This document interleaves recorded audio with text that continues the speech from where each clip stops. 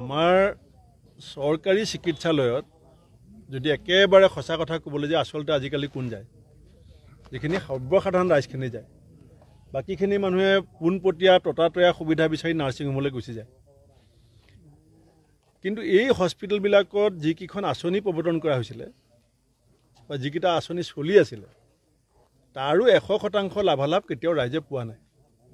প্ৰেছক্ৰিপশ্যনত ডক্টৰে যিখিনি দৰৱ লিখি দিয়ে, আমি বহুত ইয়াত ভুক্তভোগী মানুহ আছে, চবেই জানে যে 30-40% ওপৰৰ দৰৱ গভৰ্ণমেণ্ট হস্পিটেলে কেতিয়াও ৰোগীজনক দিব নোৱাৰে, বাকী দৰৱ ফাৰ্মাচীৰ পৰা কিনিবলগীয়া হয়।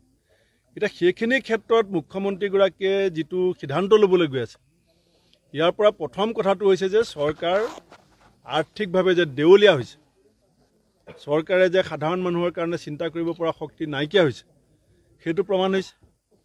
দ্বিতীয়তে কেন্দ্ৰীয় চৰকাৰৰ অসম চৰকাৰৰ যিটো দায়িত্ব, সেই দায়িত্বৰ পৰা তেওঁলোকে ৰেহাই ল'ব বিচাৰিছে আৰু আওপকীয়াকৈ নাৰ্ছিং হোমলৈ যাবৰ কাৰণে সৰ্বসাধাৰণ ৰাইজক বাধ্য কৰিছে। এতিয়া কেইদিনমানৰ আগতে এখন চিনেমা চলি আছে এতিয়া অসমত, এই বিদুৰ ভাই যিসকল আজি দুদিনৰ আগতে পৰিয়াল লৈ পেলাই চাইছিলোঁ। নাৰ্ছিং হোম আৰু চৰকাৰী হস্পিটেলৰ প্ৰকৃত যিটো অৱস্থা, সেইটো বিদুৰ ভাই নাচালে কোনো ভালকৈ বুজিব নোৱাৰিব।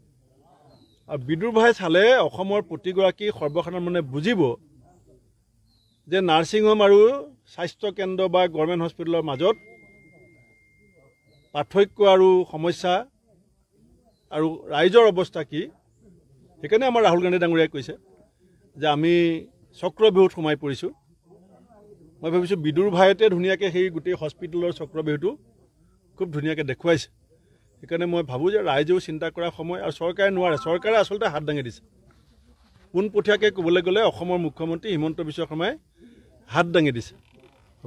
তপন গগৈ যিহেতু কংগ্ৰেছত আহিব বুলি এটা খবৰ ওলাই আছে, এই ক্ষেত্ৰত কি ক'ব? মই নাই শুনা, পেপাৰত মই পঢ়িছোঁ, মোৰ লগত যোগাযোগ হোৱা নাই। বিজেপিৰ পৰা যদি কোনোবা আহিব বিচাৰে কংগ্ৰেছলৈ? আমাৰ সিদ্ধান্ত হৈছে যদি যিখিনি জিলা পৰ্যায়ৰ ব্লক পৰ্যায়ৰ নেতা তেখেতসকল যদি আহিব বিচাৰে তেতিয়া আমাৰ জিলা ব্লকত আলোচনা হ'ব। যদি ৰাজ্যিক পৰ্যায়ৰ নেতা আহিব বিচাৰে, আজিকালি আমি একেবাৰে পোনছাটেই লৈ ল'ম বুলি নকৈ কেছ টু কেছ আমি অলপ আলোচনা কৰি কাৰোবাক ল'ম কাৰোবাক নলওঁ, এনেকুৱা প্ৰক্ৰিয়া এটা চলি আছে।